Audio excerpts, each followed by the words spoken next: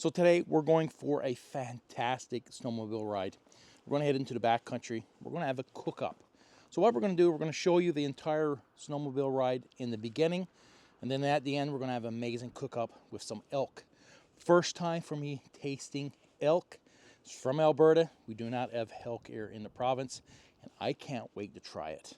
It's going to be a fantastic day. Sit back and enjoy the ride. Here we go, another snowmobile ride into Newfoundland's backcountry. Right now, we're just gearing up, letting the sled warm up a bit. No one likes a cold start. Just like a good cup of tea, you gotta let it steep for a minute. The snow around town is looking pretty sad. Just enough to remind us it's winter, but not enough for a good ride. But no worries, the real snow is waiting for us further in. Let's get rolling. First stop, fuel. There's an old saying, you never regret filling up, but you sure regret not filling up. Running out of gas in the backcountry, that's a rookie mistake, and I'd rather not be that person today. And we're itting out, and yeah, the snow is a bit rough around the edges, a little patchy, a little icy, like a snowmobile's version of a bad air cut. But hold on, because just in a few kilometers, we're going to be hitting a whole different world. This railway bed is the old railway bed. It's used as our snowmobile trail. And where we get a lot of traffic, we need to continuously getting some new snow. And that's something we haven't been getting most of the winter. So the rocks are showing, and the groomer haven't been out much because of our snowfall. It's been very scarce this year.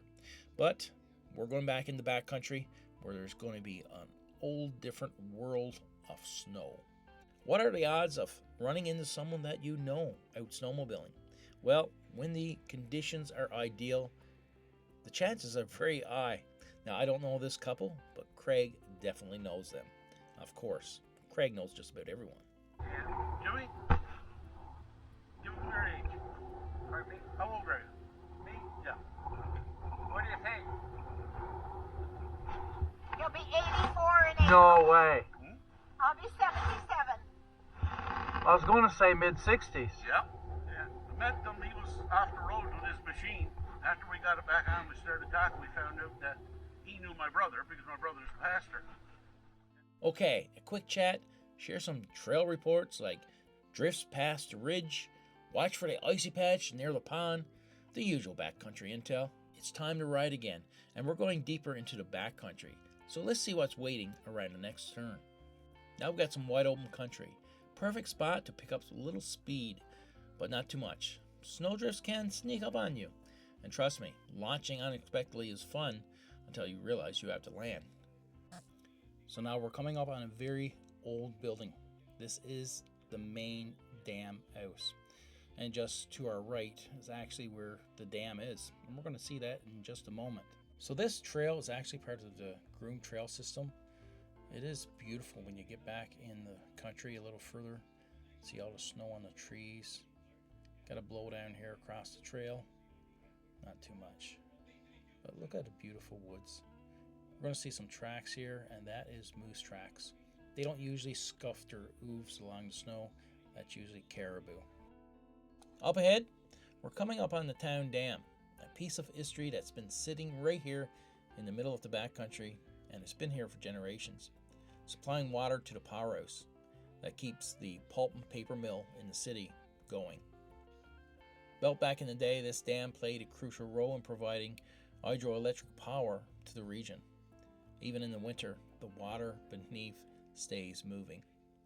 It's a reminder of the resilience of the people who built this place, enduring harsh winters.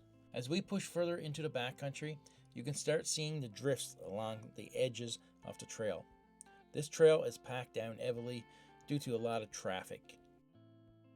So as we're further back in the country, we see a lot of moose tracks and a lot of caribou tracks. Generally speaking, moose tracks, they usually lift their legs pretty high, so when there's not much snow like this, they're not scraping their hooves across the snow. But when you see a lot of scuff marks behind the tracks, that's usually caribou. They like to just drag their feet across the snow. So this area is full of tracks, and where there's so many in this area, chances is There was a small herd of caribou that came out and decided to take a little stroll up the road. As you can see, they got the place here, as we say, tore up.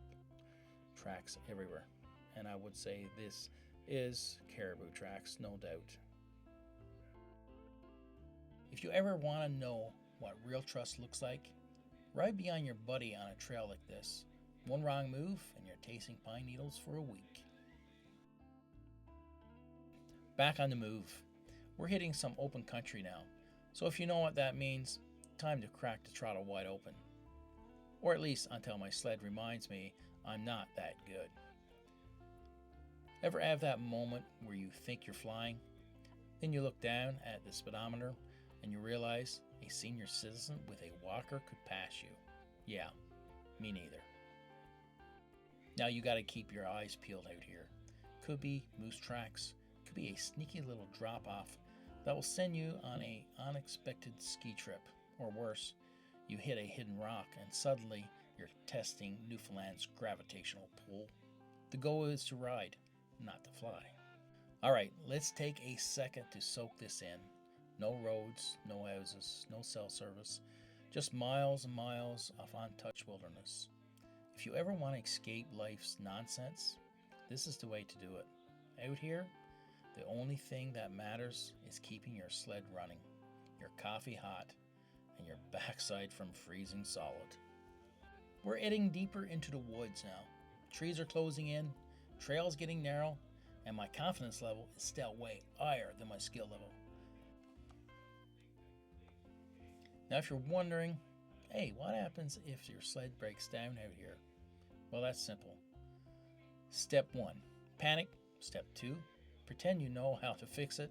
Step 3, call your buddy over and let him pretend he knows how to fix it. Worst case, you start walking. Or more likely, you sit on your sled, look sad, and hope someone takes pity on you. Works 90% of the time. You ever wonder what the salmon are thinking down there? Like, one day, you're swimming along, minding your own business, then boom, everything turns to ice. And they're just stuck, looking at each other like, well, guess we're stuck inside for the winter too. Sounds a bit too much like lockdown, if you ask me. Time to start looping back. My stomach's rumbling, and there's a bile up with my name on it. Nothing like a good feed after a day of riding. And if I play my cards right, I might even convince someone else to do the cooking. If you ever snowmobile in Newfoundland, here's some free advice. Always bring a tow rope. Not for yourself, oh no. You're not the one who'll be pulling your buddy out of the ditch. If you see open water, don't be a hero. That ice might look solid, but trust me, unless you fancy a midwinter polar dip, best to steer clear.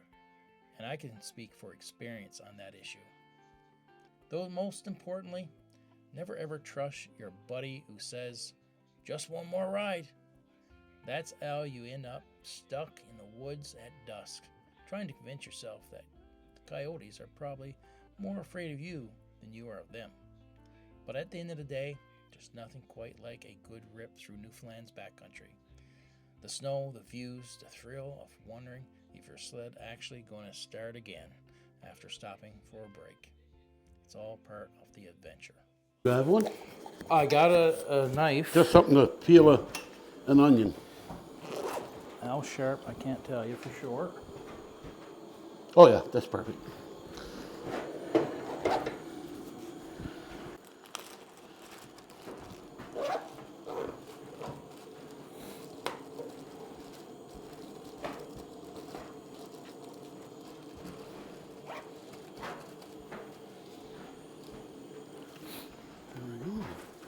Turn her down a bit.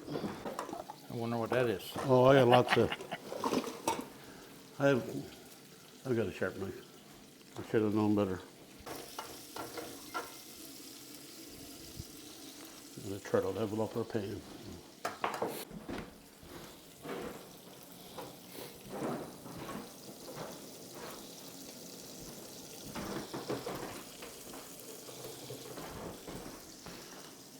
Oh, there's newspaper here.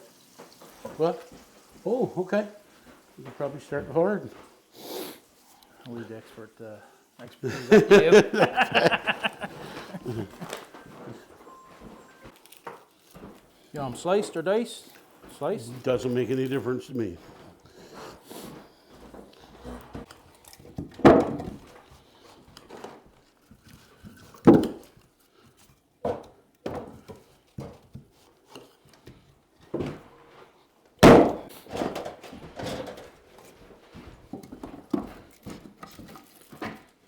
Yeah, that's a good knife. Oh yeah. I just sharpened it before I got here. Or before I put it away, sorry.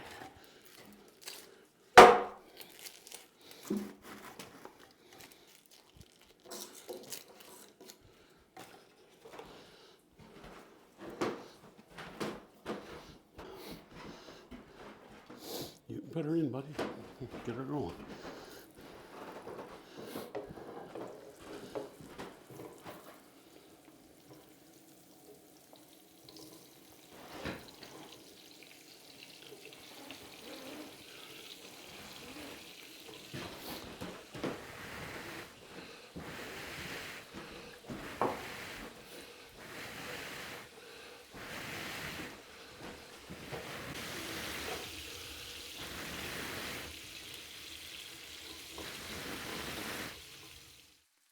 Yeah, Dad worked on the railway.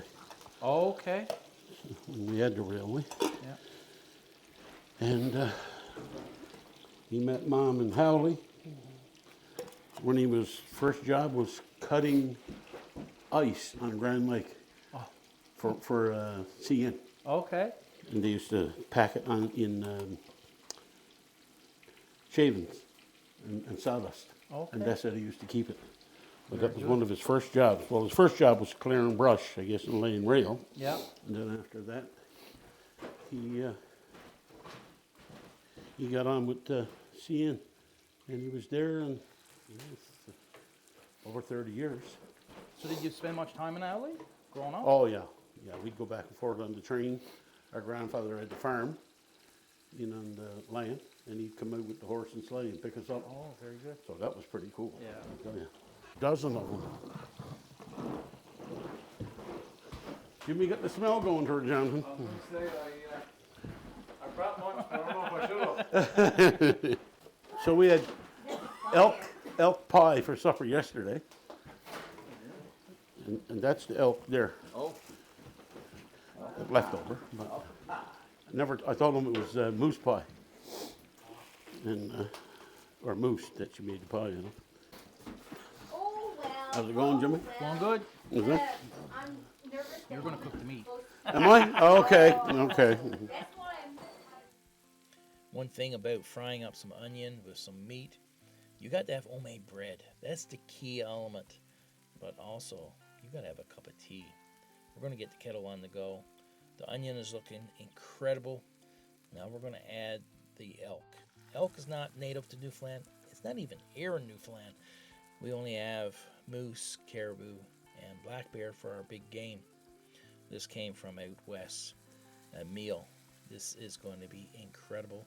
I've never eaten elk. The color. You know this is beautiful, healthy meat. Just by the color. This is not store-bought. This is not grocery. This is not something that's chemically fed. This is wild game. The best meat you can ever have. All natural. Now we got to get that meat separated. Craig's going to get a fork.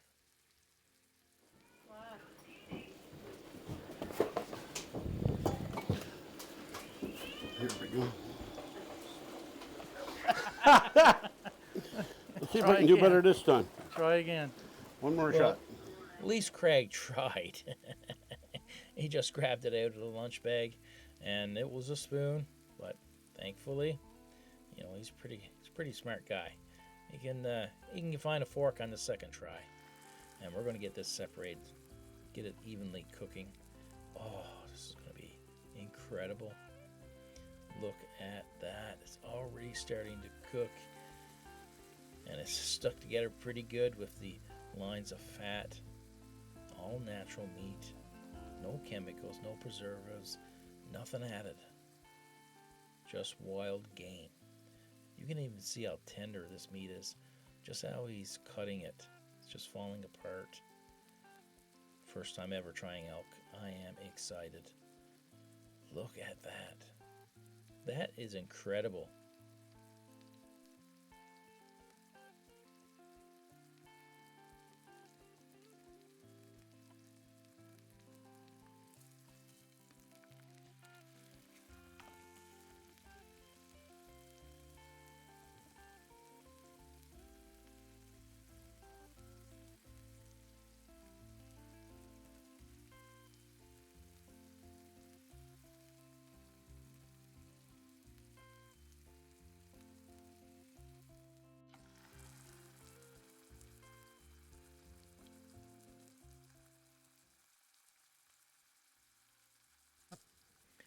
As I sit down with some fresh homemade bread and this beautiful elk, perfectly cooked, tender, it is amazing. Very similar to caribou texture, nowhere near like moose texture. This is an incredible wild game meal. I never tasted anything as good. I prefer this over moose. It is an incredible taste, incredible experience to be able to taste other wild game. This was an amazing day. But I'm going to have to go for seconds. Be a bunch here, okay? Somebody eat it again. Yeah, Do you want Nana to get some soup too?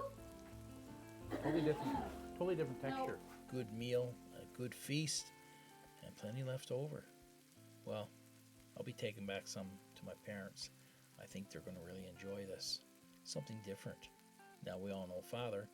He's probably already tried it, among other things. Yeah, he was. He played football, eh?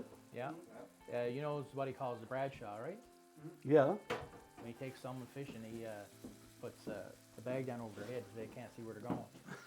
Because Bradshaw, that's who he took one time fishing. Yeah. And bag down over the head, you're not going to see where we fish. Terry Bradshaw. Yeah. Oh, okay. Yeah. I guess they would have been buddies if they were Yeah. involved with. Then there was another time he was there fishing with his boys. Now it's probably all staged too. And they was like, where are we? Like, we don't know where this is, because of course they were bag over their heads. Yeah. And all of a sudden looks up over the hill, Warden walking down over the hill. And Phil just puts down the rod and just disappears. And the boy's like, where's he gone? Where's Phil gone? And the Warden comes towards him. What was your uncle's name? Uncle. Sorry. I think he's in the new one too, isn't he? Did you see when he went and got a hunting dog? No? Got a standard poodle. It was like full show, looking for dogs, testing them and everything. And right at the end, you see him there in the blind, and the camera just zooms over, full-size poodle right there next to him. I like the time he whacked into Willie's truck. Remember that? He beat up Willie's truck. He rear-ended it or something in the parking lot where they do their work. And or Willie rear-ended him, one of it, and he had a bad neck, and he was going to sue him. It was fun.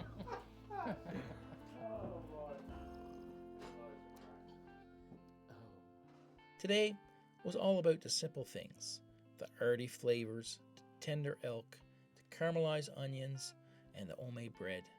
But we can't forget the tea, all coming together to warm the soul in a beautiful warm-up shelter. Food like this isn't just about eating, it's about sharing good friends, warm shelter, and a meal made from the land. That's what it's all about. Nothing fancy, just real food, real people, and moments that make winter adventures unforgettable. Out here, a warm meal goes a long way. Until the next ride, the next cook-up, and the next venture. We'll see you in the next video.